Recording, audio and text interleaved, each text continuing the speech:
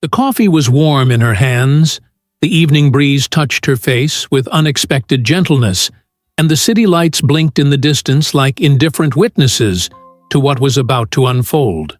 Genevieve Thornton, 42 years old, had no idea that in the next 10 minutes, the man standing before her with red, swollen eyes would destroy everything she had built over 12 years of marriage. She took another sip, savoring what would be the last moment of peace she would know for a very long time. Grant appeared on the balcony, his 39-year-old frame seeming somehow smaller than usual, his shoulders hunched forward as if carrying an invisible weight. His hands trembled visibly as he gripped the doorframe, and when he spoke, his voice cracked in a way she had never heard before.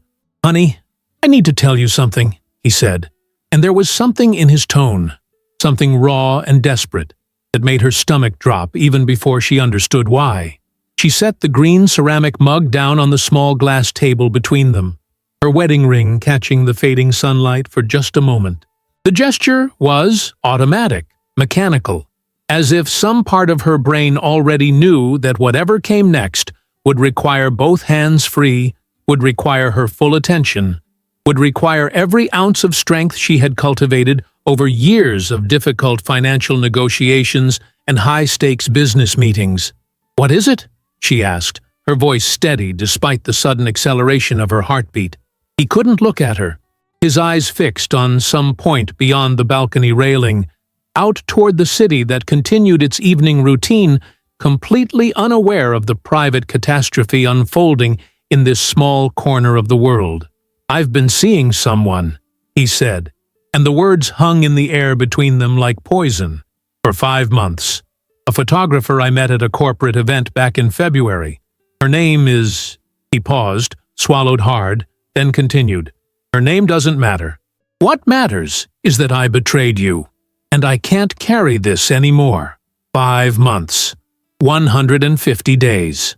Genevieve's mind, trained by years of financial analysis and meticulous attention to detail, immediately began calculating, sorting through memories, searching for signs she had missed. February. That was when he had started taking more overnight trips, when he had suddenly become very interested in his appearance again, when he had started showering immediately upon arriving home instead of collapsing on the couch as he usually did after long events. How had she not seen it? Or had she seen it and simply chosen not to believe what her instincts were screaming at her? 5 months, she repeated, her voice still eerily calm. It was the same tone she used when reviewing a client's catastrophic financial decisions, that professional detachment that allowed her to see clearly through chaos. But her hands, resting now on her lap, had begun to tremble slightly. 150 days of lies. Every time you kissed me, every time you said you loved me, every time we made plans for our future, you were coming straight from her arms. He flinched at her words, but still couldn't meet her eyes. It wasn't like that. I mean, it was, but it wasn't. I didn't plan this. It just happened, and then it kept happening, and I didn't know how to stop it, how to tell you, how to what? She interrupted, and now there was an edge to her voice, sharp as broken glass. How to be a decent human being. How to honor the vows you made 12 years ago. How to respect the woman who built a life with you, who supported your career, who trusted you completely. She stood up abruptly, the chair scraping against the balcony floor with a harsh sound that made him jump. "Tell me everything. Every detail. I want to know exactly what I've been living through while thinking I was in a real marriage." And so he told her. The words came out in a rush now, as if a dam had broken, and Genevieve listened with that same terrifying calm, her mind automatically cataloging every piece of information like evidence in a case file. They had met at a corporate event he was coordinating in early February, a product launch for a tech company. She was the photographer hired to document the event. They had talked during a break, exchanged numbers for professional reasons, or so he claimed. Then there were text messages, innocent at first, then less innocent, then coffee, Just coffee, he insisted, as if that somehow made it better. Then drinks. Then a kiss in a parking lot that led to a hotel room that same night. After that, it became regular. Once a week at first, then twice, then whenever they could manage it. He used the joint credit card, their credit card, the one they shared for household expenses and emergencies, to pay for hotel rooms. Cheap ones at first, he admitted, with something that might have been shame. Then nicer ones, as the affair progressed. The Embassy Suites downtown became their regular spot. Room 223, he said, and Genevieve filed that detail away, without knowing why it mattered, but knowing somehow that it did. But the worst part, the detail that made her legs suddenly weak, was the weekend trip. 3 weeks ago, he had told her he needed to go to a corporate event 2 hours away, a weekend-long conference that required his presence. She had kissed him goodbye on Friday morning, told him to drive safely, texted him good night both nights, and he had responded each time, loving messages about missing her, about wishing he was home, about counting down until he could see her again. Every single word had been a lie. He hadn't been at any conference. He had been at a bed and breakfast in the countryside with his mistress, spending an entire weekend playing house, while his actual wife sat at home planning their summer vacation. "I need her number," Genevieve said suddenly, her voice cutting through his confession. "Right now. Give me her phone number." Grant's head snapped up, his eyes finally meeting hers, and there was fear in them now.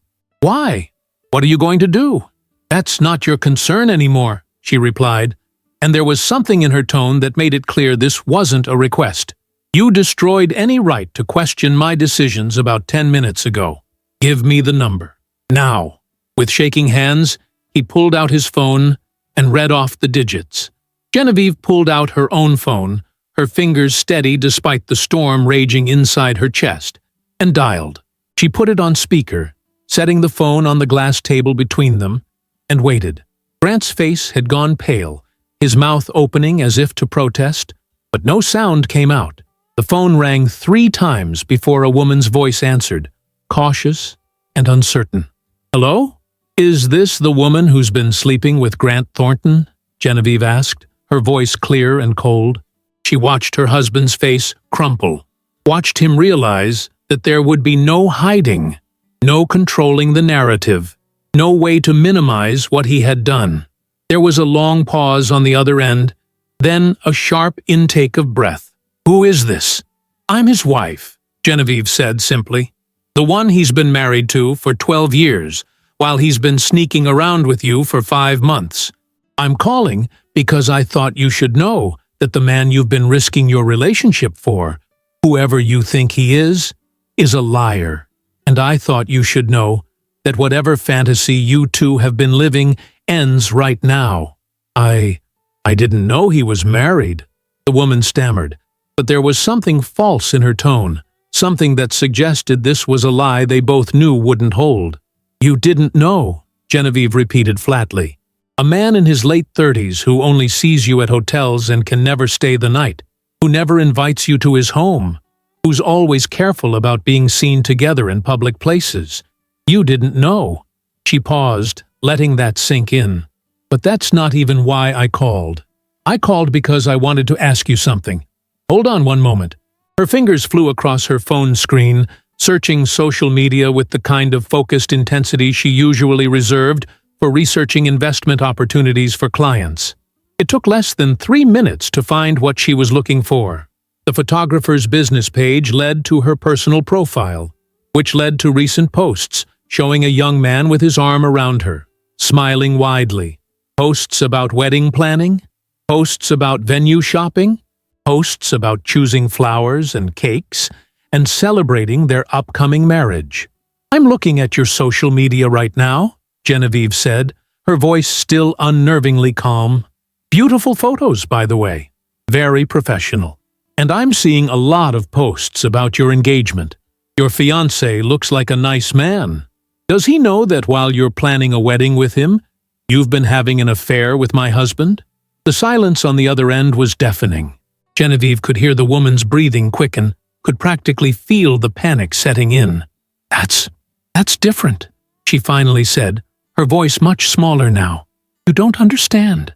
The pressure, the wedding planning, it was all too much. And I needed— You needed what? Genevieve interrupted. An escape? A distraction? Someone else's husband to make you feel special while you planned to marry someone else? She laughed, but it was a hollow sound, completely devoid of humor. Let me ask you something directly. Did you ever, at any point, think you were going to leave your fiancé for Grant? Did you ever think this was real? That you were building something that could last? Another pause, longer this time. When the woman spoke again, her voice was defensive, sharp. No, okay? No, I never thought that. It was just something that happened. He was there, and he paid attention to me, and it felt good to feel wanted without all the weight of forever attached to it. It wasn't supposed to mean anything serious. Genevieve glanced at Grant, whose face had gone from pale to completely ashen. He was staring at the phone as if it had physically struck him, his mouth hanging slightly open. She realized in that moment that he had believed it was more. He had believed that this woman cared about him, wanted him, that their affair was something meaningful beyond the physical. And now he was hearing, in real time, that he had destroyed his marriage for someone who had never taken him seriously at all. So my husband, Genevieve said slowly, deliberately, destroyed 12 years of marriage, broke vows, lied constantly, used our money to pay for hotel rooms, spent an entire weekend pretending to be at a work conference while he was actually with you, all for something that you're now telling me meant nothing to you. He was just convenient, just a temporary distraction while you planned your real life with someone else. I didn't ask him to fall in love with me, the woman said, and there was anger in her voice now. That's not my fault. We're adults. He made his own choices. You're absolutely right, Genevieve agreed. He did make his own choices. 150 days worth of choices. And now he gets to live with the consequences of every single one of them. She paused, then added, and so do you, because your fiancé deserves to know the truth before he makes the biggest mistake of his life. Just like I deserve to know before I wasted another day of mine. You wouldn't, the woman said, but there was uncertainty in her voice now, fear creeping in. Watch me, Genevieve said simply, and ended the call. The silence that followed was absolute. Grant was staring at her with an expression she couldn't quite read, something between horror and disbelief, and a dawning realization of just how thoroughly he had miscalculated everything. The woman he had betrayed was not going to crumble quietly. The woman he had betrayed was not going to make this easy. The woman he had betrayed was going to make sure that everyone involved faced the full weight of their actions. Jen, he started, using the nickname he hadn't earned the right to use anymore. Please, don't do anything rash. Can we just talk about this? Can we figure out how to fix this? She looked at him then, really looked at him, and saw a stranger. This man who had shared her bed, her home, her life for 12 years, who had made promises and plans and painted pictures of their future together, was a complete stranger. She didn't know him at all. Maybe she never had. Fix this? She repeated, and her voice was soft now, dangerously soft. Grant, you didn't break something that can be fixed. You burned it to the ground. You took 12 years of trust and love and partnership, and you set it on fire for someone who just admitted she never even cared about you. She picked up her coffee mug, still half full, now cold. You need to leave. Tonight. Right now. Pack a bag with whatever you need for a few days. Tomorrow you can come back when I'm at work and get the rest of your things. But you are not sleeping in this house, in our bed, for one more night. Where am I supposed to go? He asked, and she almost laughed at the absurdity of the question. I don't care, she said honestly. Call a friend. Get a hotel room. Use that joint credit card one more time. I'm sure there's still credit available after all the times you used it to betray me. But you will not stay here."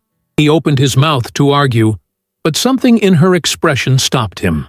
He nodded once, slowly, and walked back into the apartment.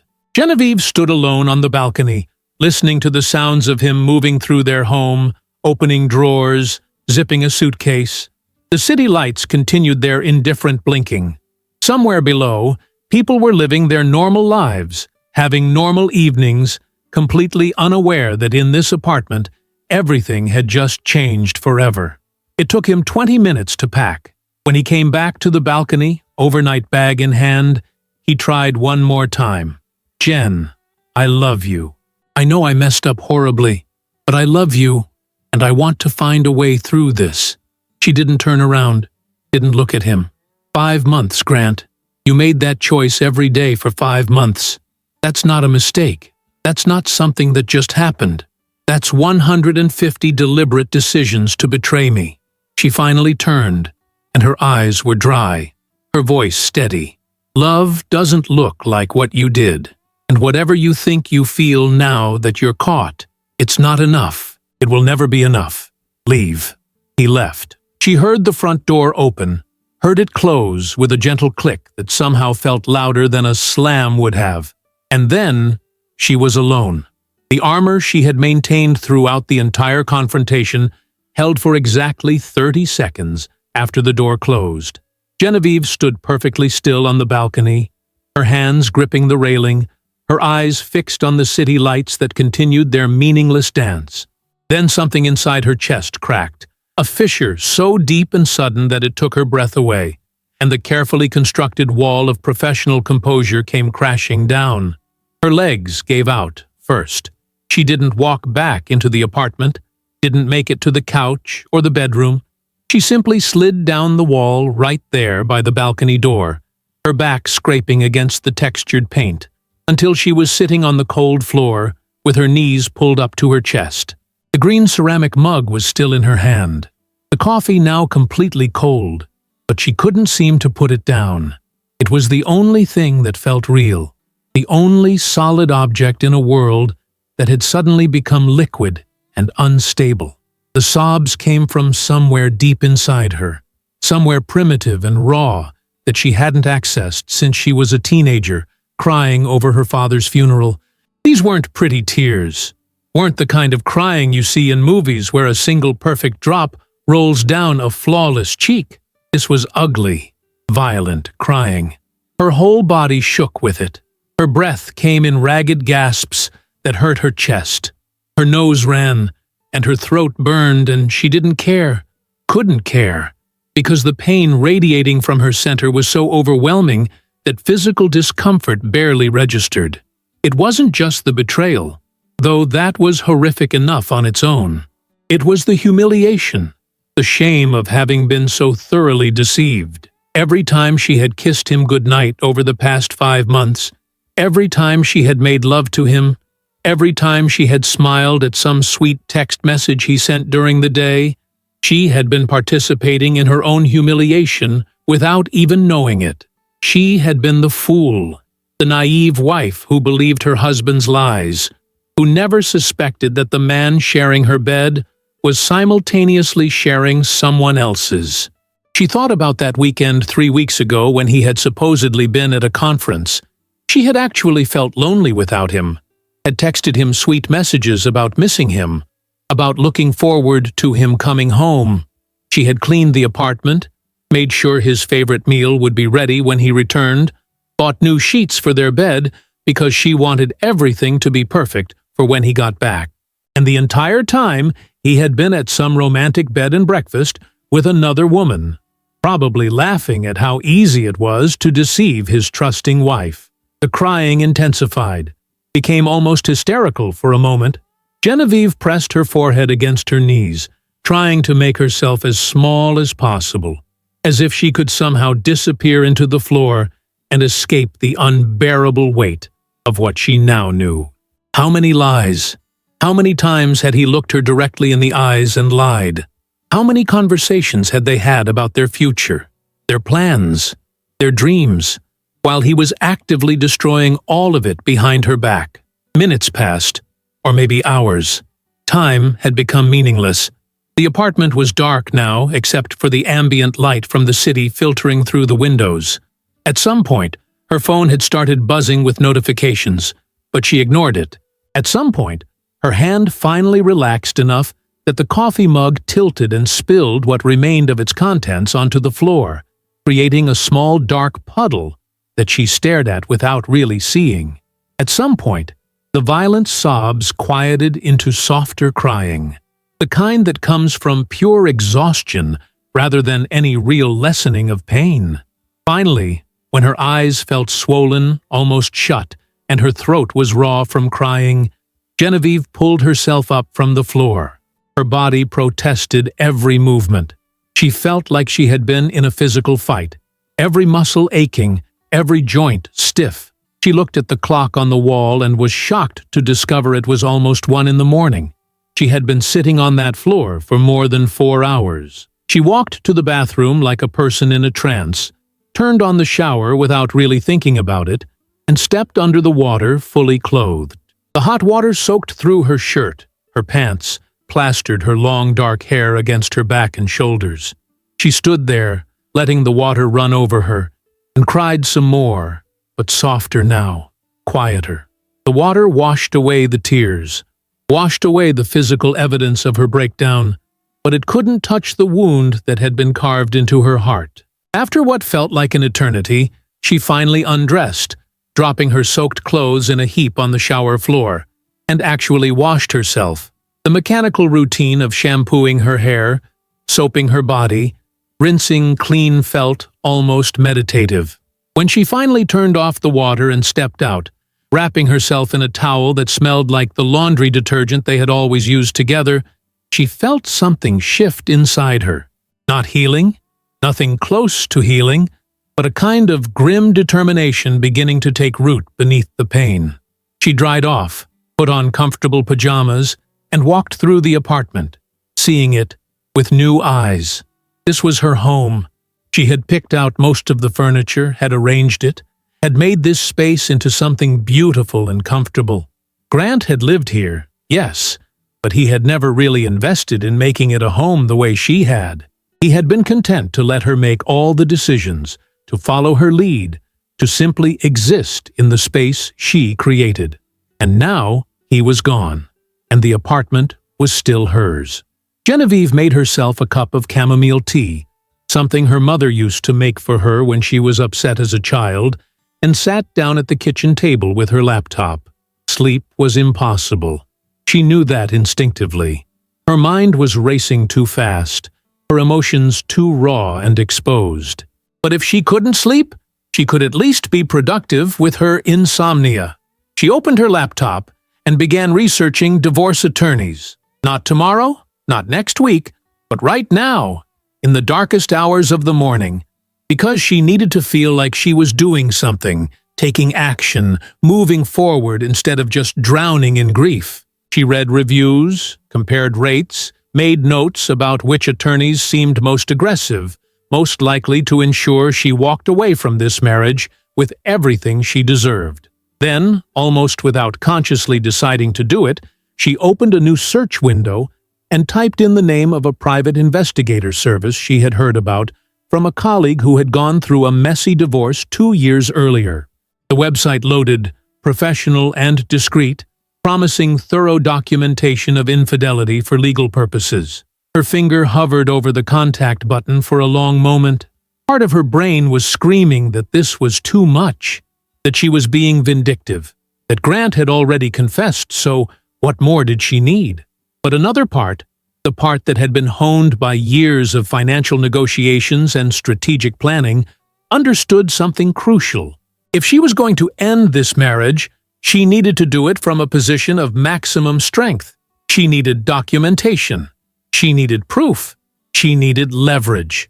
She clicked the button and filled out the contact form, providing basic information about her situation and requesting a consultation as soon as possible.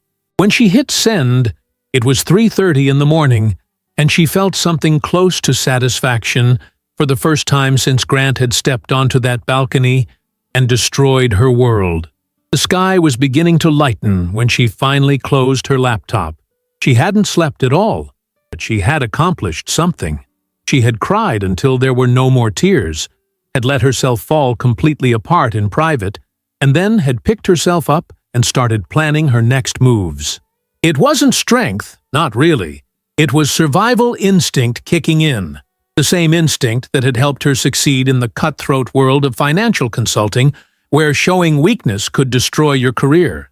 She made herself breakfast, even though she wasn't hungry, forcing down toast and scrambled eggs because her body needed fuel even if her stomach was still twisted in knots.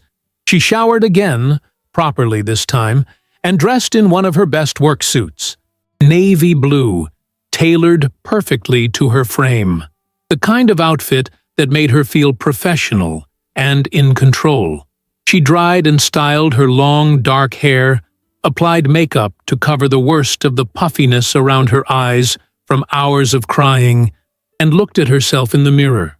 The woman staring back at her looked composed, professional, ready to face the day. No one looking at her would guess that just hours ago she had been sobbing on her bathroom floor, that her entire life had imploded, that her husband of 12 years had been living a double life for 5 months. The armor was back in place, and this time it felt less like protection and more like a weapon. Her phone buzzed again. She had been ignoring it all night, but now she picked it up and scrolled through the notifications. Several missed calls from Grant. Dozens of text messages, each one more desperate than the last. Apologizing, begging for another chance, saying he would do anything to fix this, that he had made the biggest mistake of his life. She deleted them all without responding. Words were cheap, especially from a man who had proven himself to be an accomplished liar. There was also a text from her best friend, Laura Brennan, sent late last night. "Hey, haven't heard from you in a few days. Everything okay? Want to grab coffee this weekend?" Laura was a literature professor at the local university, sharp and pragmatic, but also deeply caring. They had been friends since college, had supported each other through career changes and family drama, and all the normal ups and downs of life. Laura didn't know yet what had happened. Nobody did, and Genevieve wasn't ready to tell anyone. Not yet. She needed to have a plan first, needed to know what her next steps were before she opened up this wound to anyone else. She texted back a simple, "All good, just busy with work. We'll call you soon," and put her phone away. The lie felt necessary, a temporary shield while she figured out how to navigate this new reality. At exactly 7:30 in the morning, as the sun fully rose over the city, Genevieve's phone rang with an unfamiliar number. She answered, her voice steady and professional. "This is Genevieve Thornton." "Miss Thornton, this is Marcus Webb from Clearview Investigations," a deep, calm voice responded. "I received your inquiry early this morning about documentation services.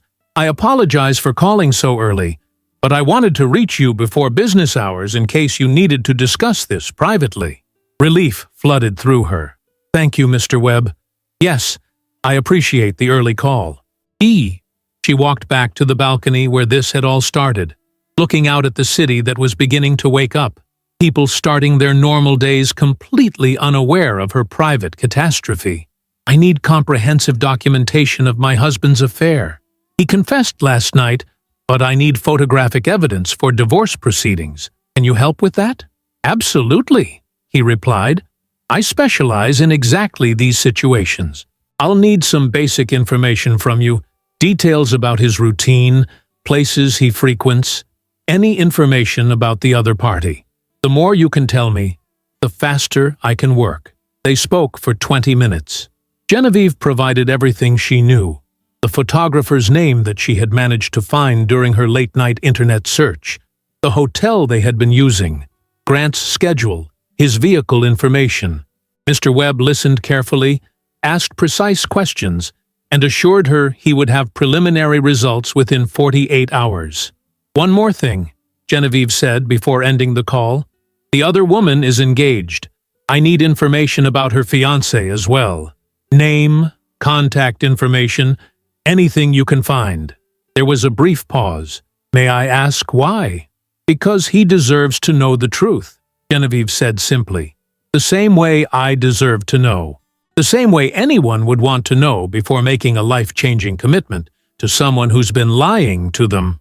"Understood," Mr. Webb replied, and something in his tone suggested he had handled similar situations before, understood the complex emotions driving her decisions. "I'll include that in my research. You should hear from me by Friday morning at the latest." When she hung up, Genevieve felt something she hadn't felt since Grant's confession. She felt like she had some measure of control back. She wasn't just a victim of his choices anymore. She was taking action, making decisions, ensuring that everyone involved in this situation would face appropriate consequences. She finished getting ready for work, grabbed her briefcase and her car keys, and headed out the door. She had 3 client meetings scheduled today, and she would attend every single one of them with her usual professionalism and competence, because this was who she was. She was Genevieve Thornton, successful financial consultant, woman who had built a career through intelligence and determination. She was not going to let Grant's betrayal destroy that.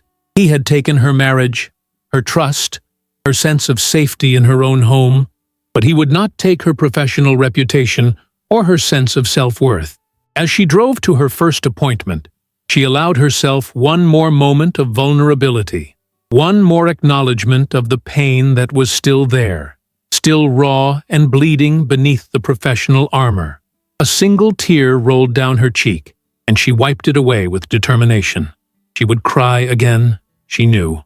There would be more nights of sobbing alone, more moments of overwhelming grief and rage. But right now, in this moment, she had to be strong. She had to function.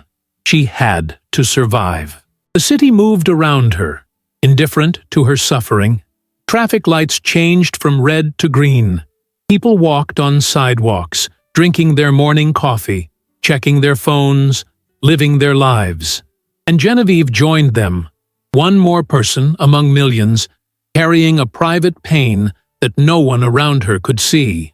But unlike Grant, unlike his mistress, she would face the consequences of this situation with dignity and strength. She would make sure that justice was served, that truth prevailed, that no one got to walk away from this without facing what they had done. And that thought, cold and determined as winter steel, was what got her through that first impossible day. The week that followed existed in a strange duality that Genevieve had never experienced before. On the surface, to anyone watching from the outside, her life continued with almost eerie normalcy.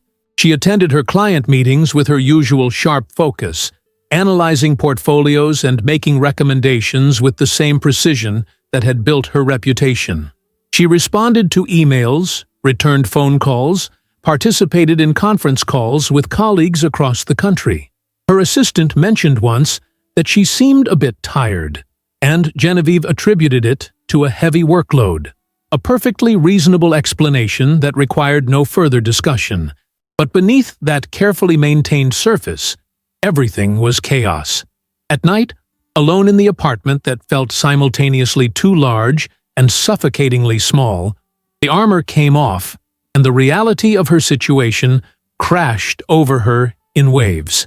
There were nights when she made dinner and automatically set 2 places at the table before remembering. Nights when she reached across the bed in her sleep, her hand searching for the warm body that had been there for 12 years, only to wake up disoriented and alone. Nights when she found herself composing text messages to Grant about something funny that had happened during her day, her fingers halfway through typing before she remembered that he no longer deserved access to her thoughts, her humor, her daily life. The anger came and went in unpredictable surges. Sometimes it hit her in the middle of a mundane task, like putting away groceries or folding laundry, and she would have to stop what she was doing and just breathe through it, her hands shaking with the force of her rage. Other times it woke her at 3 a.m. and she would lie in the darkness cataloging every lie he had told, every moment he had looked her in the eyes and deceived her, until the fury made her physically sick. Grant continued texting, calling, leaving voicemails that grew increasingly desperate. She didn't respond to any of them. There was nothing he could say that would change what he had done. No combination of words that could undo 5 months of betrayal. She had changed the locks on the apartment 3 days after he left, hired a locksmith who asked no questions, and did efficient work. When Grant showed up that evening to collect more of his belongings, as she had told him he could, he discovered his key no longer worked and had to call her to be let in. She made him wait 15 minutes before answering, not out of cruelty, but because she was preparing herself mentally for seeing him again. When she finally opened the door, she was wearing workout clothes, and her hair was pulled back in a ponytail. She looked casual, unbothered, as if his presence in her life was now nothing more than a minor inconvenience. "You changed the locks," he said, and there was something like hurt in his voice, as if he had any right to feel wounded by her actions. "It's my apartment," she replied simply. "You have 1 hour to pack whatever you need. I'll be in the bedroom with the door closed. When you're done, lock the bottom lock and slide the new key under the door. You won't need it again after today." She saw him open his mouth to argue, to plead, to try one more time to get her to engage with him beyond cold logistics. But something in her expression stopped him. He nodded once and walked past her into the apartment. Genevieve went to the bedroom, closed the door, and sat on the bed with her laptop, catching up on work emails with headphones on so she wouldn't have to hear him moving through their home. 53 minutes later, she heard the front door close. She waited another 5 minutes before emerging and found the apartment subtly different. Empty spaces on bookshelves where his books had been. Missing pictures from the wall. The closet in the spare bedroom half empty where his off-season clothes had been stored. It should have made her sad, these visible signs of his removal from her life. Instead, she felt a grim satisfaction.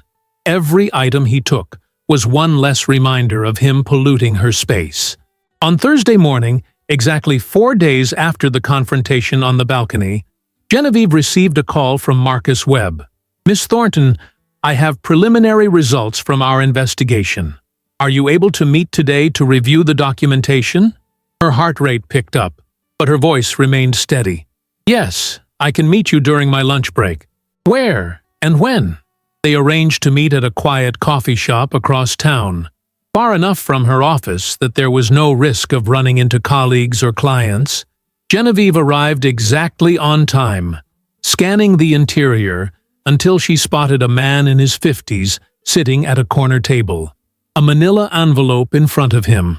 He stood as she approached, shook her hand with a firm, professional grip, and waited until she was seated before sitting down himself. "I'm going to be direct with you, Miss Thornton," he began, his voice low and respectful. "What I'm about to show you is going to be difficult to see. If at any point you need to stop, we can take a break." She appreciated his consideration, but she also knew that she needed to see this, needed the concrete evidence to replace the terrible images her imagination had been creating. "I understand. Please, show me what you found." Marcus Webb opened the envelope and spread several 8x10 photographs on the table. Genevieve's breath caught in her throat. There was Grant, captured in crisp, undeniable detail, entering the embassy suites downtown with the woman from the photographs Genevieve had found online. Another photo showed them in the hotel bar, sitting close together, his hand on her knee under the table. Another showed them leaving together, heading toward the elevators, his arm around her waist in a gesture of casual intimacy that made Genevieve's stomach turn. "These were taken over the past 3 days, Marcus explained. "I've documented 4 separate meetings between your husband and Miss Angela Reeves. That's the photographer's name. She's 31 years old, runs a freelance photography business specializing in weddings and corporate events. And yes, she is engaged to a man named Christopher Marshall, 29, who works as a software engineer for a tech company downtown." Genevieve studied each photograph with the same analytical approach she used when reviewing financial documents for clients. She noted the time stamps, the locations, the body language. In one photo, they were kissing in the parking garage, Grant's hand tangled in the woman's hair. In another, they were laughing together over drinks, looking for all the world like a legitimate couple, rather than two people engaged in mutual betrayal. Even after your confrontation with him, even after he confessed, he's continued seeing her, Marcus said quietly. In fact, the frequency appears to have increased. 2 meetings before your confrontation last week, based on credit card records. 4 meetings in the days since. Something cold settled in Genevieve's chest.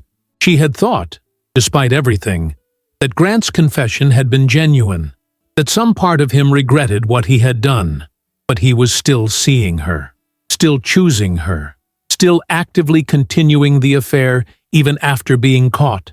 The betrayal somehow felt fresh all over again, a new wound layered over the one that was still bleeding.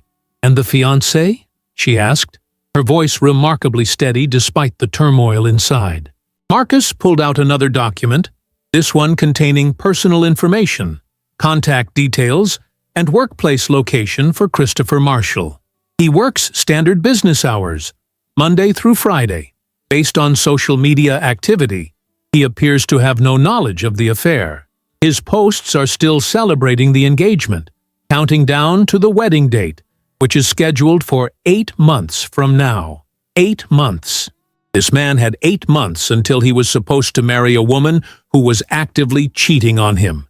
8 months during which he could make wedding plans, put deposits on venues, send out invitations, all while being completely oblivious to the fact that his fiancée was betraying him in exactly the same way Grant had betrayed Genevieve. She sat back in her chair, processing all of this information. The photographs spread across the table were like evidence at a crime scene, documenting the systematic destruction of trust, of vows, of the basic human decency that should exist between people who claim to love each other. And suddenly, Genevieve knew exactly what she needed to do. "I want to meet him," she said. "Christopher Marshall. I want to meet him and show him these photographs." Marcus Webb studied her for a long moment, his expression unreadable. "Are you sure about that? Once you open that door, there's no closing it. You'll be responsible for destroying his relationship, his future plans, his trust in the woman he loves. That's a heavy burden to carry. Heavier than letting him marry someone who's lying to him?" Genevieve countered. "Heavier than watching him make vows to a woman who's incapable of honoring them? If I were in his position, I would want to know. I would want someone to have the courage to tell me the truth before I made an irreversible mistake." She paused, then added more softly, "I wish someone had told me before I spent 12 years with a man who was capable of this." The investigator nodded slowly. "Then I'll help you arrange a meeting. But I recommend you do it in a public place, somewhere neutral. He's going to be devastated, possibly angry. You want to be safe." They spent the next 20 minutes planning the approach. Marcus would reach out to Christopher under the guise of needing to speak with him about a matter concerning Angela Reeves, something that required an in-person meeting. They would suggest a coffee shop, neutral territory, during a weekday afternoon. Genevieve would be there, would explain who she was and why she was there, and would present the evidence. After that, what Christopher Marshall chose to do with the information would be entirely up to him. "There's one more thing you should know," Marcus said, as Genevieve prepared to leave. "Your husband has been looking for you. He's been asking mutual friends where you are, when you'll be willing to talk to him again. He seems to believe that with enough time and enough apologies, you'll forgive him and take him back." Genevieve felt a flash of something that might have been pity, but it was quickly overtaken by cold determination. "Then he doesn't know me at all. He never did." She stood, gathered the photographs and documents into the envelope, and extended her hand. "Thank you, Mr. Webb, for your efficiency and your discretion. Please let me know as soon as you've arranged the meeting with Christopher Marshall." She left the coffee shop and sat in her car for several minutes, the envelope heavy on her lap. The photographs inside represented more than just documentation of an affair. They represented the absolute death of any possibility of reconciliation. the final confirmation that Grant was not the man she had believed him to be, that perhaps he had never been that man.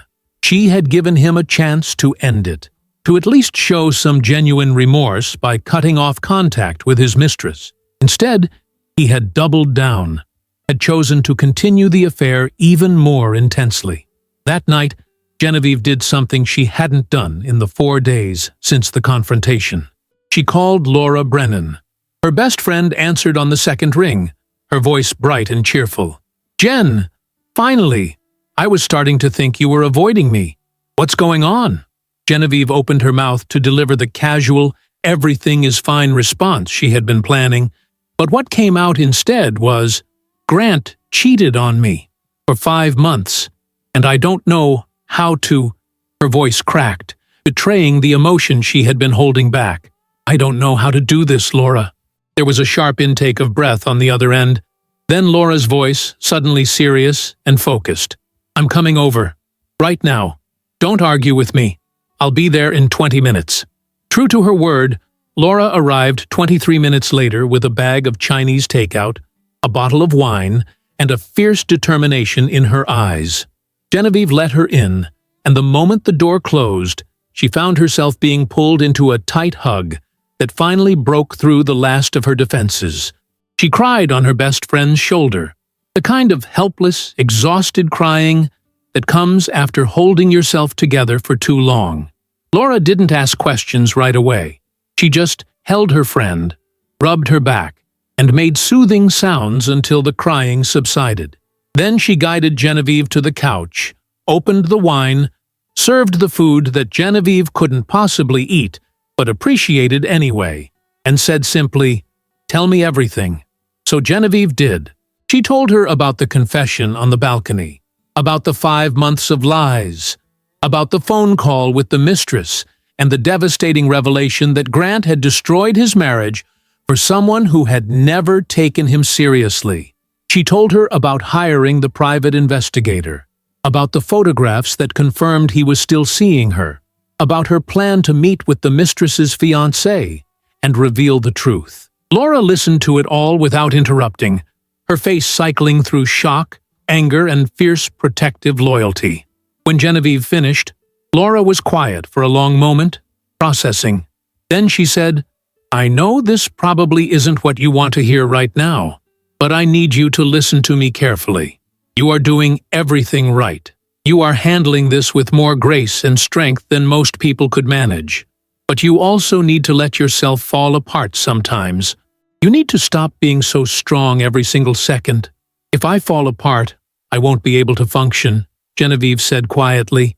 "I have clients depending on me, deadlines to meet, a life to maintain, and you also have a shattered heart that needs time to heal." Laura interrupted gently. "Jen, you can't just power through this like it's a difficult project at work. This is grief. This is trauma. And you need to give yourself permission to feel it fully, not just in controlled moments when you're alone at 3 in the morning. Genevieve looked at her best friend and felt something in her chest loosen slightly. "I'm afraid if I really let myself feel it, I'll never stop crying. I'll just drown in it." "You won't," Laura promised.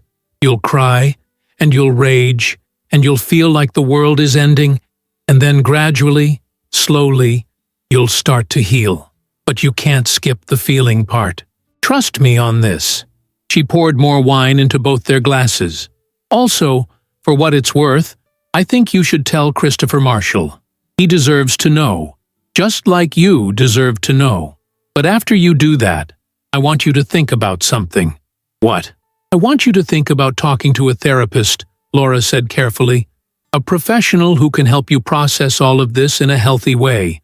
Because what Grant did to you isn't just about the affair. It's about betrayal, about broken trust, about having to rebuild your entire understanding of your marriage and your life. That's heavy stuff, Jen. Too heavy to carry alone." Genevieve's first instinct was to reject the suggestion. She had always prided herself on her independence, on her ability to handle her own problems without needing outside help. But as she sat there on her couch with her best friend, surrounded by evidence of her husband's betrayal and the wreckage of her marriage, she realized that maybe this was too big to handle alone. Maybe asking for help wasn't weakness, but wisdom.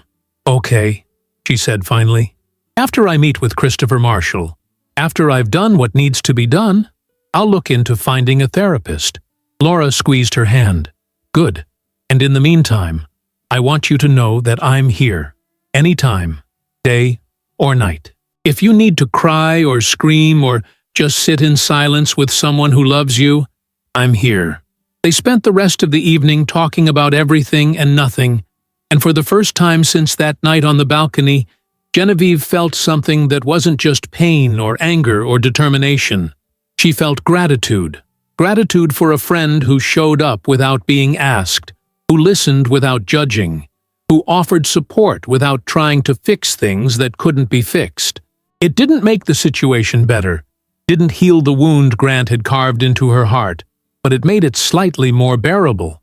And sometimes, in the darkest moments, bearable was enough. 3 days later, on a Tuesday afternoon that felt both ordinary and momentous, Genevieve found herself sitting in a different coffee shop, this one bright and busy with the lunch crowd, waiting for a man whose life she was about to destroy.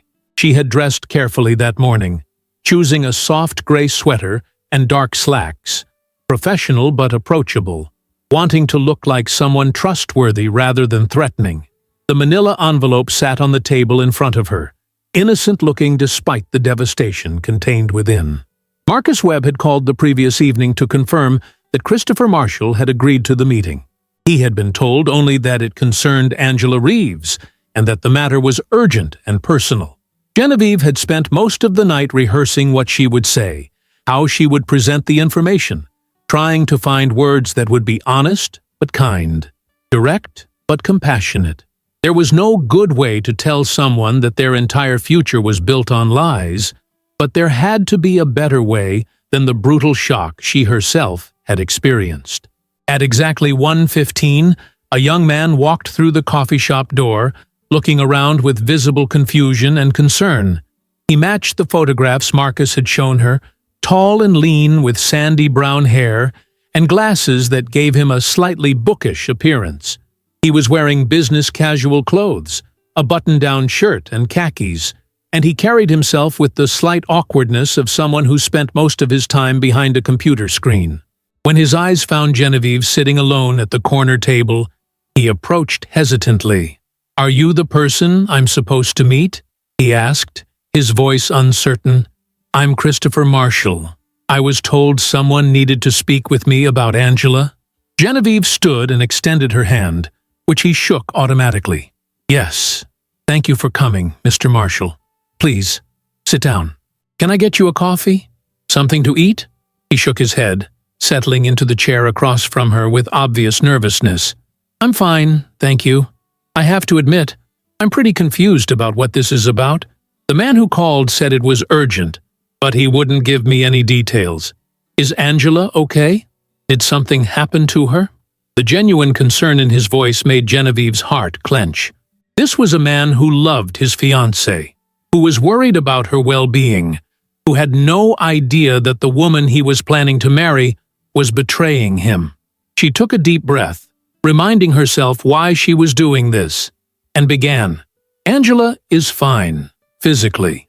Nothing has happened to her in that sense, but I need to tell you something that's going to be very difficult to hear, and I want you to know that I'm not doing this to be cruel or vindictive. I'm doing this because if I were in your position, I would want someone to tell me the truth." She paused, meeting his eyes directly. "My name is Genevieve Thornton.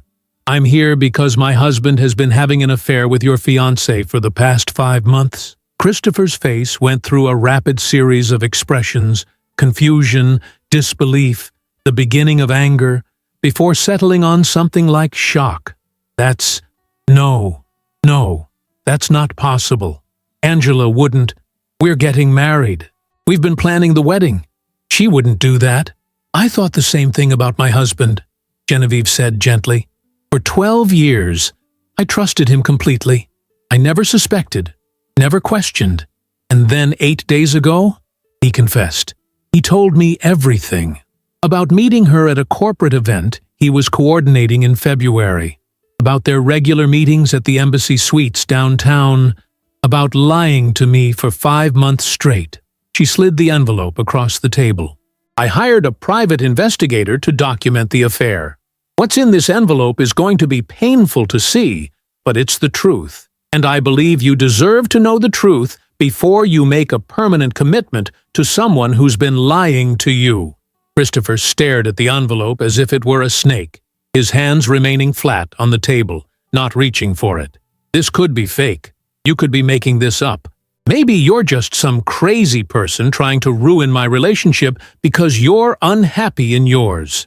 I could be, Genevieve acknowledged, but I'm not. Open the envelope, Mr. Marshall.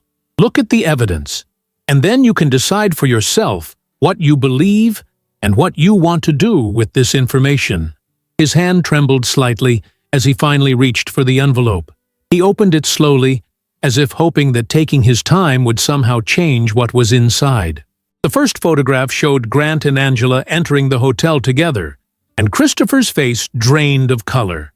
He shuffled through the rest with increasing speed, each image clearly showing his fiancée with another man, holding hands, kissing, exhibiting the kind of intimate body language that left no room for innocent interpretation. When he reached the last photograph, he set them all down on the table and stared at them in silence. Genevieve watched emotions play across his face, saw the moment when denial gave way to acceptance, when shock transformed into pain. His jaw clenched, his hands formed fists on the table, and when he finally looked up at her, there were tears in his eyes that he was clearly trying very hard not to let fall. "How long did you say this has been going on?" His voice was rough, barely above a whisper. 5 months, Genevieve replied. "Since early February, based on what my husband told me and what the investigator has confirmed." "February," Christopher repeated, and something in his voice suggested the timing held significance. "We got engaged in January. We'd been dating for 3 years, and I finally proposed, and she said yes. She seemed so happy. We started planning the wedding immediately. She picked out her dress in February. He stopped, his voice breaking. She was picking out her wedding dress while she was starting an affair with your husband." The devastation in his words mirrored exactly what Genevieve had felt when she realized Grant had been lying to her while they planned their vacation, while they discussed their future, while they lived what she had thought was a normal, loving marriage. "I'm so sorry," she said, and meant it with every fiber of her being. "I know exactly how you feel right now. The betrayal, the humiliation, the way your entire understanding of your relationship suddenly feels like it was built on lies. Does she know you're here?" Christopher asked suddenly. "Does she know you're telling me this?" "No. I spoke with her once, on the phone, the night my husband confessed. I wanted to hear it from her directly, wanted to understand what had been happening. She admitted to the affair but claimed it didn't mean anything, that she never intended to leave you, that my husband was just—" Genevieve paused, remembering the painful conversation. "She said he was just a distraction from the pressure of wedding planning, that it was never serious for her." Christopher let out a sound that was halfway between a laugh and a sob. "A distraction. From marrying me. From building a life with me. That was so stressful that she needed to sleep with someone else's husband." He pressed the heels of his hands against his eyes, taking several deep breaths. When he lowered his hands, his expression had hardened slightly. "Why are you telling me this? What do you get out of it?" It was a fair question, one Genevieve had asked herself many times over the past week. "Honestly, nothing. I don't get anything out of this except the knowledge that I did what I would have wanted someone to do for me. If there had been someone who knew about my husband's affair, someone who could have told me before I wasted another day of my life trusting him, I would have been grateful. Not in the moment, maybe. In the moment, I would have been devastated, just like you are now. But eventually, I would have been grateful that someone cared enough to tell me the truth." Christopher gathered the photographs back into the envelope with movements that were mechanical, almost robotic, as if his body was functioning on autopilot while his mind tried to process the impossible. "What are you going to do? About your husband, I mean." "I'm divorcing him," Genevieve said simply. "I've already contacted an attorney. We had a prenuptial agreement that will protect most of my assets, and I'm making sure that he faces appropriate consequences for his choices. What you do with this information is entirely up to you, Mr. Marshall. But I will say this. Someone who's capable of betraying you while planning a wedding, while making vows and promises about your future together, someone who's capable of that level of deception will do it again. Maybe not immediately, maybe not in the same way, but the capacity for that kind of betrayal doesn't just disappear." He nodded slowly, still staring at the envelope. "I need to think. I don't even know what I need." He stood abruptly, the chair scraping against the floor with a harsh sound that made several nearby customers glance over. "Thank you for telling me. I think. I don't know if I'm grateful right now, but maybe I will be eventually." "I understand," Genevieve said, standing as well. She pulled a business card from her purse and placed it on the table. "If you need to talk, if you have questions, if you just need to speak with someone who understands what you're going through, you can call me. There's no pressure, no expectation, just an offer." Christopher picked up the card, looked at it for a moment, then tucked it into his pocket along with the envelope. He started to leave, then turned back. "The man who called me, the investigator, he mentioned that your husband is still seeing her, even after confessing to you. Is that true?" "Yes," Genevieve confirmed. "The photographs were taken over the past week. He's seen her 4 times since he confessed to me. So whatever he claimed about being sorry or wanting to fix our marriage, his actions tell a different story." Something shifted in Christopher's expression, the pain giving way momentarily to anger. "Then he's an idiot, and so is she." He nodded once more, then walked out of the coffee shop without looking back. Genevieve sat back down, her legs suddenly weak. She had done it. She had told him the truth, had shown him the evidence, had given him the information he needed to make an informed decision about his future. And now she felt empty. Not triumphant, not satisfied, just hollow. Because destroying someone else's illusions, even for good reasons, even to protect them from greater harm, left a stain that she could feel settling over her. She sat in that coffee shop for another 30 minutes, drinking cold coffee and watching people come and go, living their normal lives.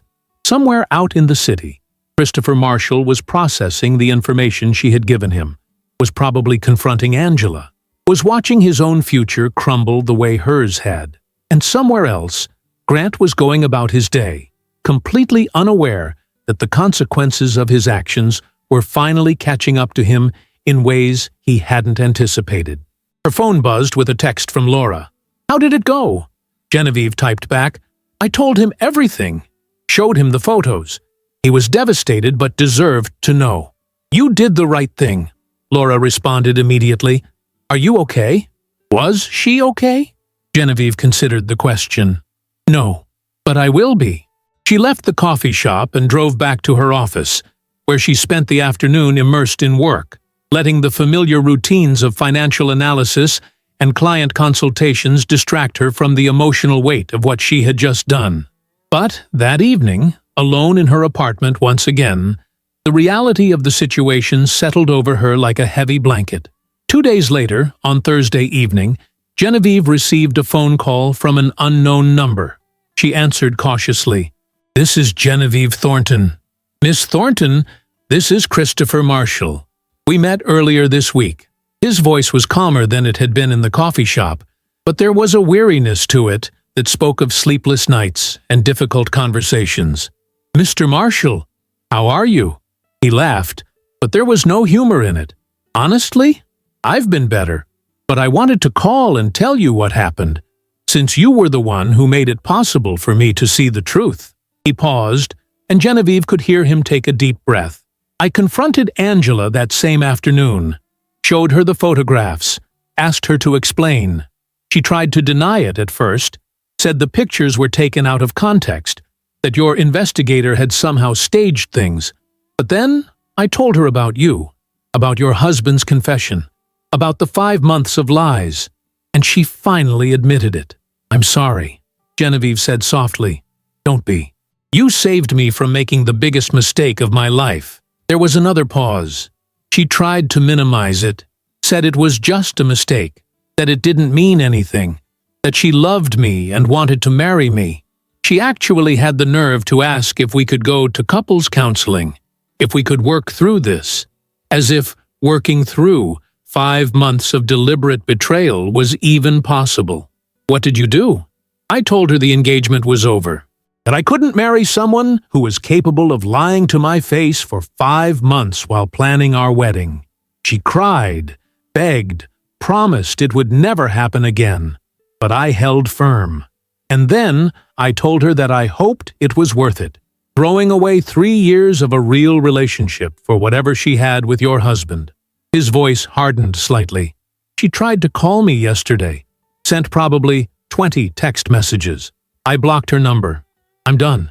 That took a lot of strength, Genevieve said, meaning it. I know how hard it is to walk away even when you know you should.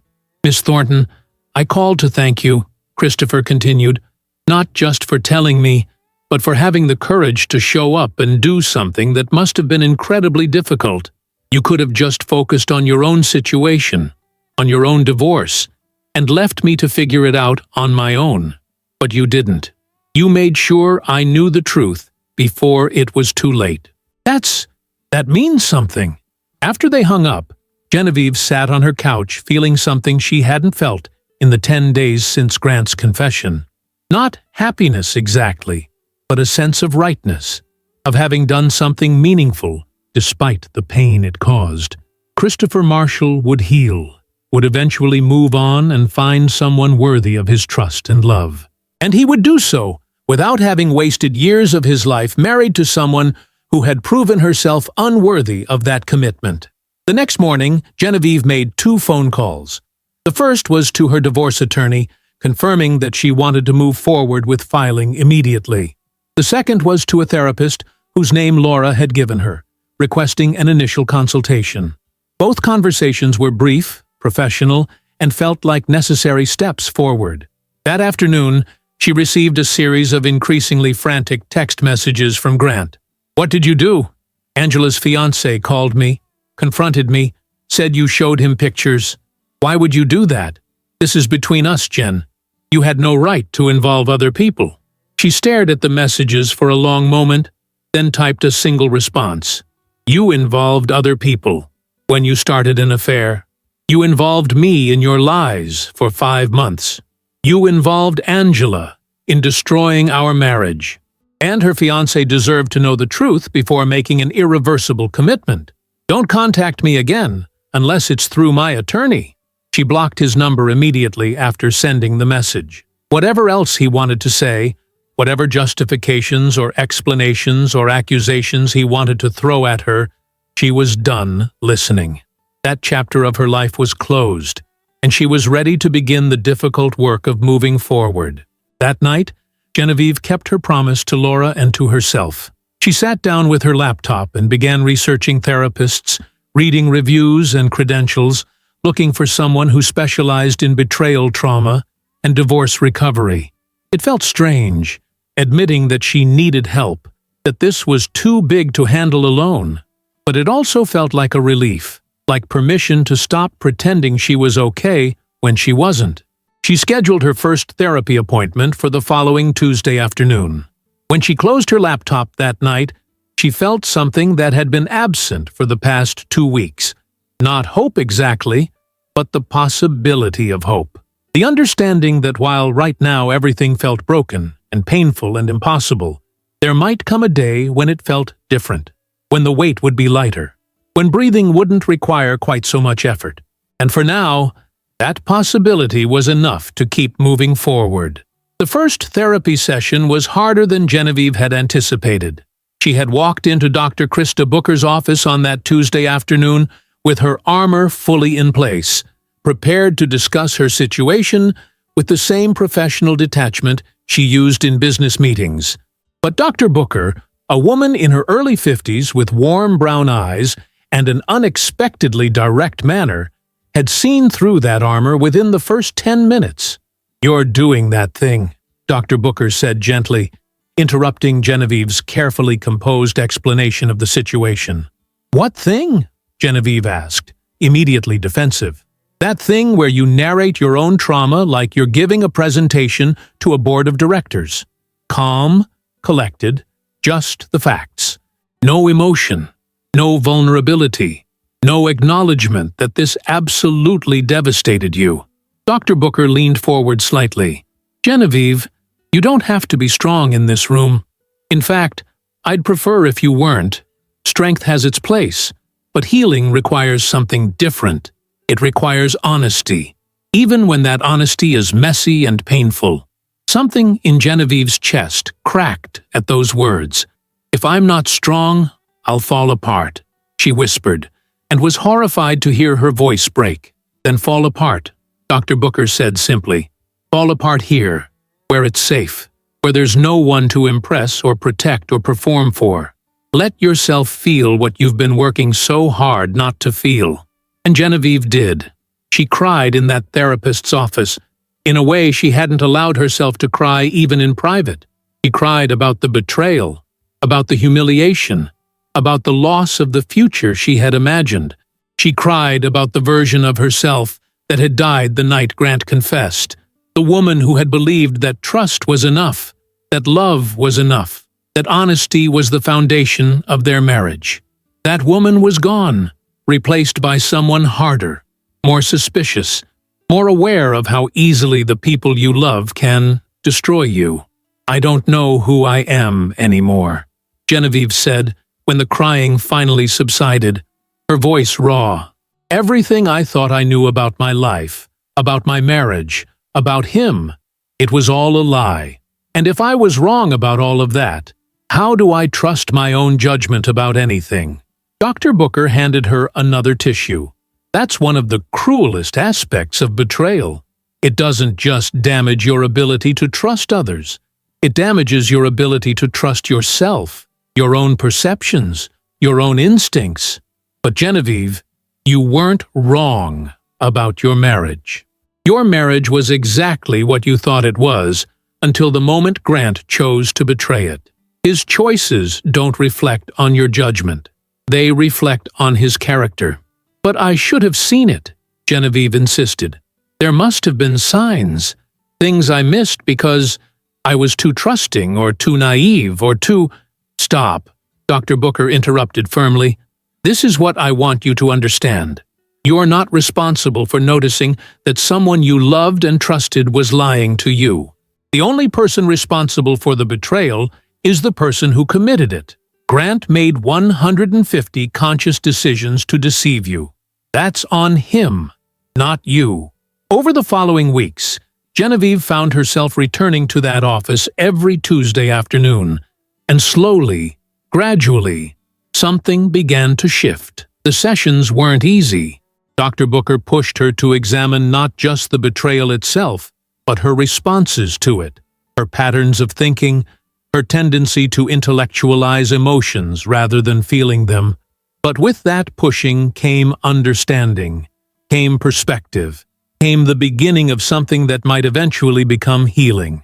3 weeks into therapy, during a particularly difficult session, Dr. Booker asked a question that changed everything. "Genevieve, are you grieving your marriage, or are you grieving the illusion of your marriage?" Genevieve stared at her, the question hitting like a physical blow. "What's the difference? Your marriage, the actual relationship you had with Grant, existed for 12 years. It had good moments and bad moments, strengths and weaknesses, like any long-term relationship. But the marriage you thought you had, the one built on complete honesty and mutual faithfulness, that marriage only existed in your mind. Grant's version of the marriage included lies and betrayal from the beginning of the affair. So which one are you mourning?" The question haunted Genevieve for days. She realized that she wasn't mourning the relationship she had actually been living in for the past 5 months, where Grant came home from his mistress and lied to her face. She was mourning the relationship she had believed she was in, the safe, honest partnership that had never actually existed once the affair began. And recognizing that distinction somehow made the grief more manageable, more finite. She wasn't losing something real. She was letting go of an illusion. But there were still bad days. Days when getting out of bed felt impossible, when the weight of everything that had happened pressed down so heavily that breathing took conscious effort. There was a Thursday morning, about 6 weeks after the initial confrontation, when Genevieve simply couldn't do it. She called her office, told her assistant she was sick, which was technically true in the way that grief is a sickness that affects the whole body, and spent the entire day in her pajamas watching mindless television and eating ice cream directly from the container. Laura showed up that evening, letting herself in with the spare key Genevieve had given her, and found her friend still on the couch, surrounded by tissues and empty ice cream containers. She didn't lecture or try to force Genevieve to snap out of it. She just sat down, put Genevieve's head in her lap, and stroked her hair while they watched terrible reality shows together until Genevieve finally fell asleep. The next morning, Genevieve woke up feeling slightly better. Not good, not even close to good, but better. She showered, dressed in real clothes, and went to work. Because that was how healing worked. She was learning, not in a straight line, not in predictable stages, but in waves. Good days and bad days, forward progress and setbacks, moments of strength and moments of complete collapse. All of it was normal. All of it was part of the process. The divorce proceedings moved forward with a efficiency that was both satisfying and somehow anticlimactic. The prenuptial agreement she had insisted on years ago, much to Grant's initial offense, proved invaluable. The apartment remained hers. The investment accounts remained mostly hers. He kept his business assets and his vehicle, and walked away with enough to start over but not enough to avoid consequences. The judge reviewed the evidence of the affair, including the photographs from the private investigator, and was unsympathetic to Grant's attempts to argue for a more equitable division of assets. Through mutual acquaintances and the inevitable small-town nature of their professional circles, Genevieve heard snippets about the fallout from the exposed affair. Angela Reeves had indeed lost several wedding photography contracts, though not as many as initial rumors suggested. Most people, it turned out, were able to separate personal behavior from professional competence. Grant had lost a few corporate clients, particularly those with strong family values written into their company missions. But his career wasn't destroyed. He moved into a smaller apartment across town, continued coordinating events on a freelance basis, and from what Genevieve could gather, was no longer seeing Angela. The affair, apparently, hadn't survived being exposed. Without the excitement of secrecy and forbidden attraction, whatever had existed between them had simply evaporated. Genevieve felt nothing when she learned this. No satisfaction, no vindication, just a sort of weary acknowledgement that most affairs didn't survive the harsh light of reality. They had destroyed 2 relationships, hurt multiple people, and upended several lives for something that couldn't even last once it was brought into the open. There was one session with Dr. Booker, about 8 weeks into therapy, that tested Genevieve's commitment to the process. They had been discussing forgiveness, and Dr. Booker had suggested that eventually Genevieve might want to consider forgiving Grant, not for his sake, but for her own peace. "No," Genevieve said flatly. "I'm never going to forgive him. What he did was unforgivable. Forgiveness doesn't mean what he did was okay," Dr. Booker explained patiently. "It doesn't mean you're excusing it or minimizing it. It just means you're releasing the anger and resentment so it doesn't poison your own life going forward." "I don't want to forgive him," Genevieve insisted, feeling her defenses rising. "The anger is useful. It keeps me focused, keeps me from being weak, keeps me from making the mistake of taking him back if he ever asks." Dr. Booker was quiet for a long moment. "Genevieve, do you think Grant is going to ask you to take him back?" I don't know. Maybe. Eventually. And if he did, do you need anger to tell you the answer should be no? Or is the answer no simply because you've recognized that he's not the person you thought he was, that what he did revealed fundamental character flaws that make him unsuitable as a partner? Genevieve opened her mouth to argue, then closed it. The truth was, she didn't need anger to know she would never take Grant back. She knew it with absolute clarity. Anger or no anger. The relationship was over not because she was too hurt or too angry to forgive, but because trust, once broken this thoroughly, couldn't be rebuilt. Because someone who could lie so consistently and so well for 5 months wasn't someone she could ever feel safe with again.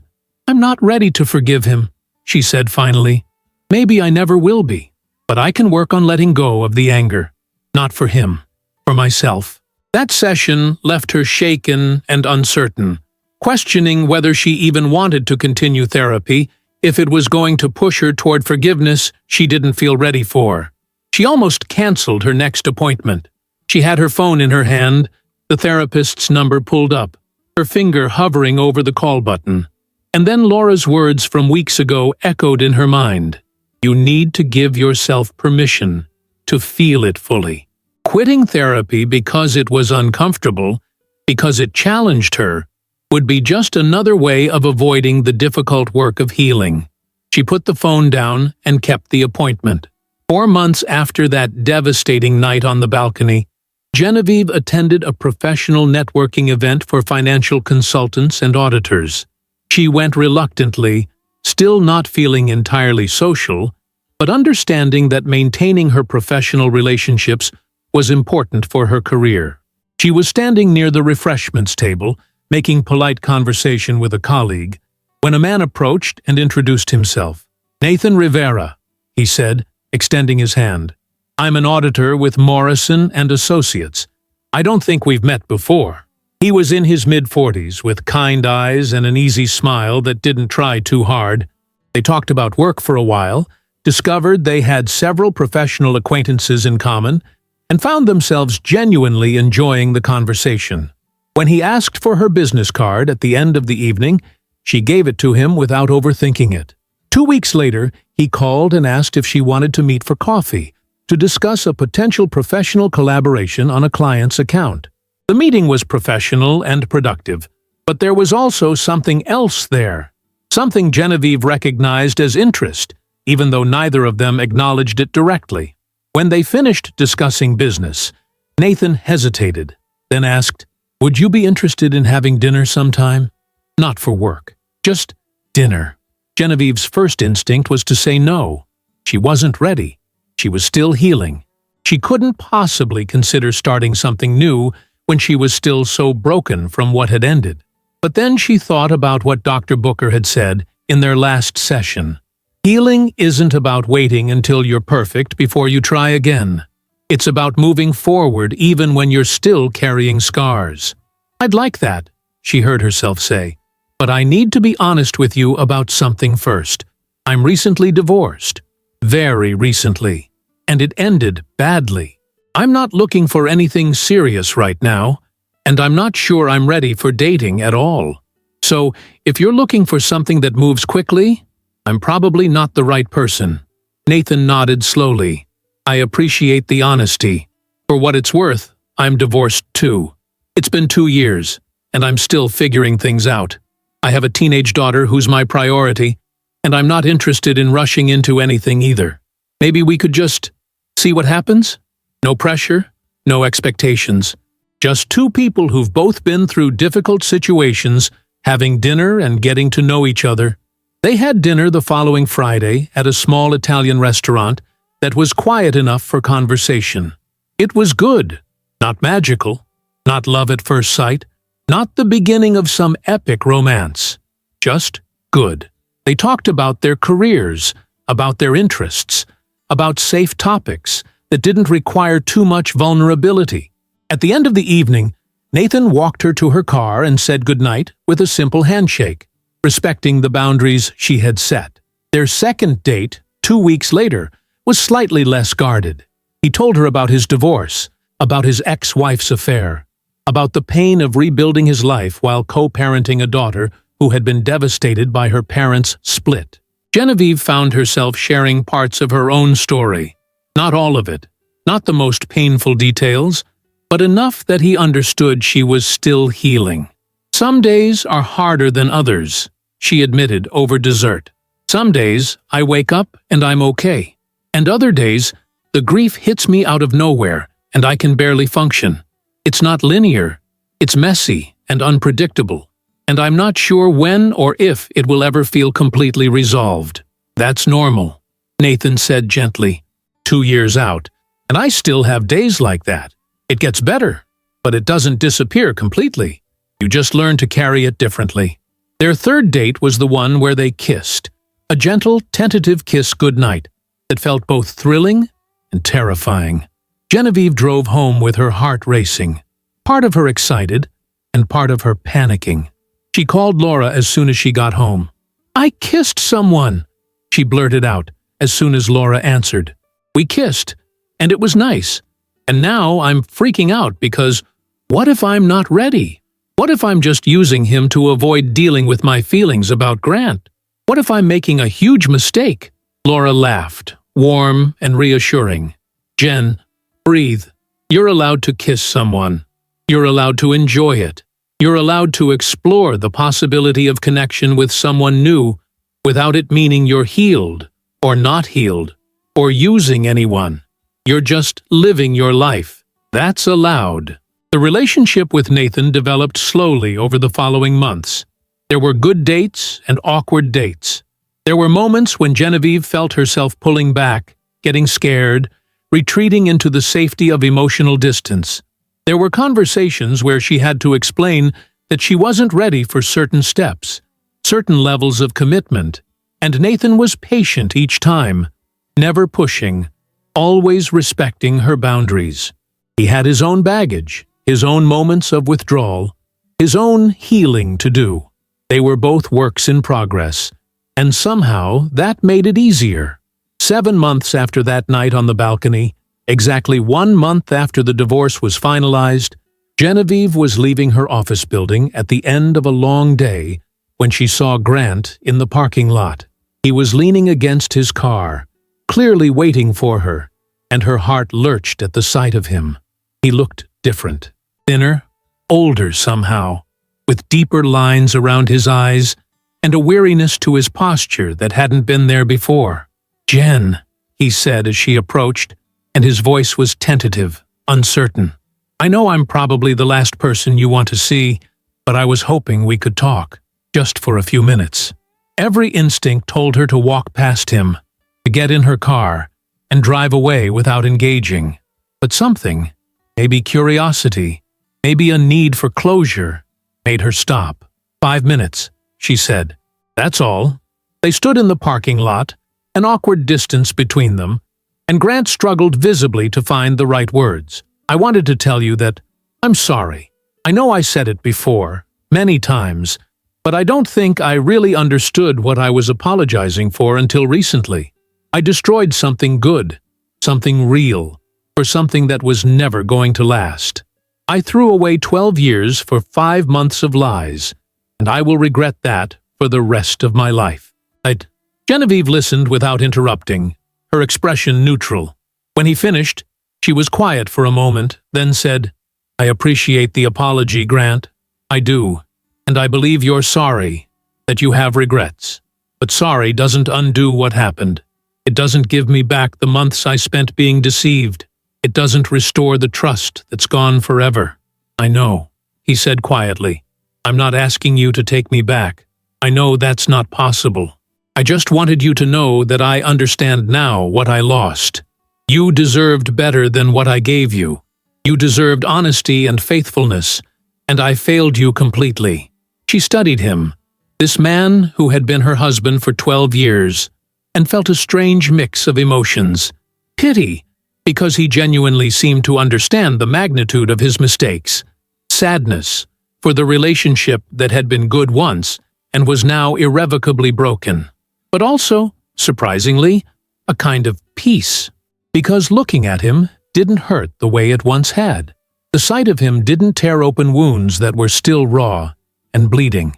The wounds were there, yes, but they had begun to heal, had begun to form scars that were part of her now, but didn't define her anymore. "I hope you learn from this," she said finally. "I hope you become someone who's capable of honesty, of loyalty, of treating the next person in your life with the respect I deserved. And I hope you find some peace with what you've done, because carrying that kind of guilt forever helps no one." "What about you?" he asked. Are you doing okay?" "I'm doing better," she said honestly. "Some days are still hard. I'm in therapy. I'm rebuilding my life. I'm learning to trust again, slowly. I'm seeing someone, actually. Someone who's patient with my baggage, who understands that healing isn't linear, who doesn't expect me to be perfect or completely over what happened." She paused, then added, "I'm learning that it's okay to be a work in progress, that you don't have to wait until you're completely healed to start living again." Something flickered across Grant's face, jealousy or regret, or maybe just acknowledgement of the finality of their separation. "I'm glad you're finding happiness. You deserve that. You deserved it all along. Take care of yourself, Grant," Genevieve said, and it wasn't cruel or bitter. It was simply a goodbye, a final closing of a chapter that had already ended. She got in her car and drove away without looking back. That evening, after a quiet dinner at Nathan's apartment, where she met his teenage daughter for the first time, a meeting that was nerve-wracking but went surprisingly well, Genevieve told him she needed to go home alone. He understood without her having to explain, kissed her gently, and let her go without question. She drove home through the evening city, the lights beginning to twinkle as dusk settled over everything. When she got to her apartment, she walked directly to the balcony, the place where everything had changed 7 months ago, and prepared a fresh cup of coffee in her green ceramic mug.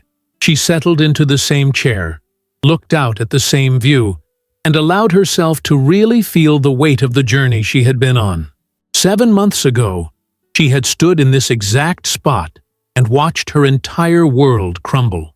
7 months ago, she had believed that the pain would never end, that she would never feel whole again, that the betrayal would define the rest of her life. And for a while, it had felt that way. The nights she had spent sobbing on the bathroom floor, the mornings she couldn't get out of bed, the moments of rage that had consumed her so completely, she thought she might drown in it. The humiliation of knowing she had been deceived so thoroughly, the fear that she would never trust anyone again, including herself. But here she was, still standing, still breathing, still capable of laughing with friends, of doing her job well, of opening herself up to the possibility of new connection, even though it terrified her. The woman who had existed before Grant's confession was gone. Yes, but the woman who had emerged from the wreckage of that betrayal was stronger in ways that mattered more. Not the performative strength she had tried to maintain in those early days, the armor that kept everyone at a distance, but real strength, the kind that came from facing her darkest moments and surviving them, from letting herself fall apart completely and then choosing, day after day, to put the pieces back together. The scars were still there. She knew they always would be. There was a part of her that would always be wary, always be slightly suspicious, always carry the knowledge that people you love can betray you in ways that seem impossible until they happen. But those scars didn't make her weaker. They made her more careful, yes, more aware, more conscious of protecting herself. But they also made her more compassionate, more understanding of the complexity of human pain, more willing to extend grace to others who were struggling through their own impossible situations. She thought about Christopher Marshall, hoped he was finding his way through his own healing journey. She thought about Dr. Krista Booker, whose insistent pushing had helped her face truths she hadn't wanted to acknowledge. She thought about Laura, who had shown up without being asked and had held her through the worst of it. She thought about Nathan, who was patient with her broken places and didn't expect her to be anything other than exactly who she was right now. And she thought about Grant, standing in that parking lot earlier, genuinely sorry, but unable to undo any of what he had done. She had meant it when she said she hoped he learned from this, that he became someone better, not because she cared about him anymore in any romantic sense, but because the world needed fewer people who hurt others carelessly, and more people who understood the weight of their choices. The coffee had grown cool in her hands, just like it had that first night. But this time, the cooling didn't represent a world ending. It represented time passing, represented sitting with her thoughts long enough to process them, represented the peace that came from acceptance rather than resistance. Genevieve allowed herself to cry then, but these tears were different from all the others she had shed over the past 7 months. These weren't tears of devastation or rage or betrayal. These were tears of release, of letting go, of acknowledging both the pain of what had been lost and the possibility of what might still be found. She cried for the woman she had been, naive and trusting, and believing that love was enough. She cried for the marriage that had been good once, before Grant made his choices. She cried for the time that had been wasted, the trust that had been broken, the innocence that could never be recovered.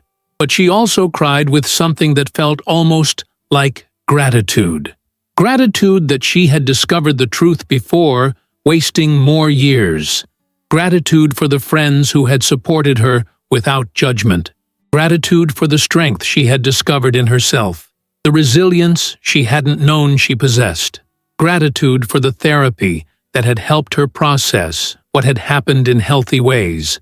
Gratitude for the possibility of new love, imperfect and uncertain, but real. When the tears stopped, Genevieve took a deep breath and felt something shift in her chest. The weight that had been crushing her for 7 months was still there, but it was lighter now, more manageable, more like something she could carry without it destroying her. She wasn't completely healed. She probably never would be completely healed, because some wounds leave permanent marks. But she was healing, and that was enough. She stood up, walked to the railing of the balcony, and looked out at the city stretching before her. Millions of lights, millions of lives, millions of people carrying their own joys and sorrows and triumphs and defeats. She was just one among them, one person with one story, navigating the complexity of being human in a world that could be both beautiful and brutal. Genevieve raised her mug in a quiet toast. To truth, no matter how painful. To the courage to walk away when staying would destroy you. To therapy and friends and the messy, non-linear process of healing. To new beginnings that come with no guarantees but deserve to be tried anyway. To the capacity of the human heart to break completely and still, somehow, keep beating. And most of all, to herself. Not for being perfect or strong every single moment, but for surviving. For falling apart when she needed to and pulling herself back together when she could. For asking for help. For taking action. For refusing to let Grant's betrayal define the rest of her life. The city lights continued their indifferent dance, caring nothing for human dramas. And that was okay. The world would keep turning whether she healed or not.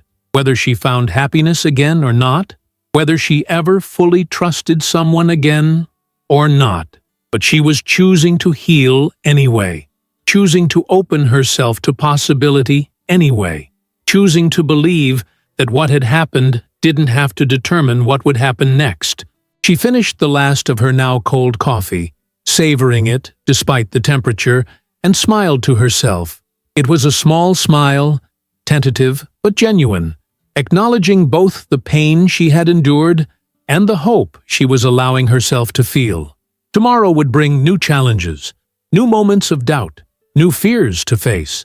But tomorrow would also bring new possibilities, new moments of joy, new reasons to keep moving forward.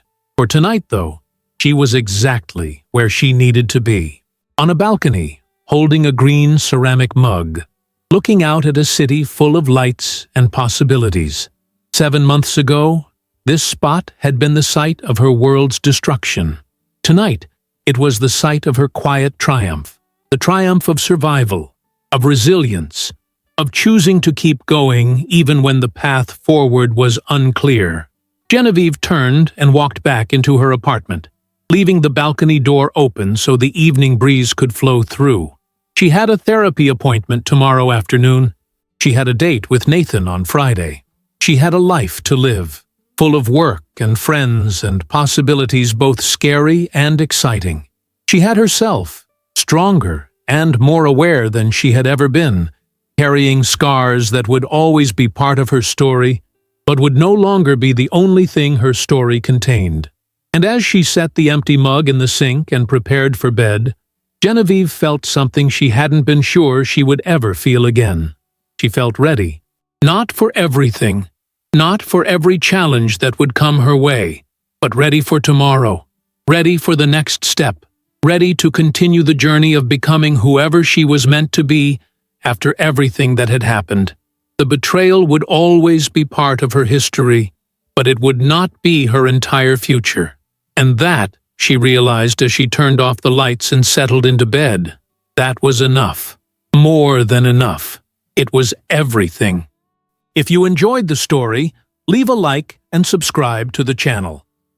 And drop a comment below. What city are you watching from? And if your heart tells you to, feel free to leave me a tip on Buy Me a Coffee. Just check the first pinned comment. Thanks for keeping me company and for the coffee, and I'll see you in the next story.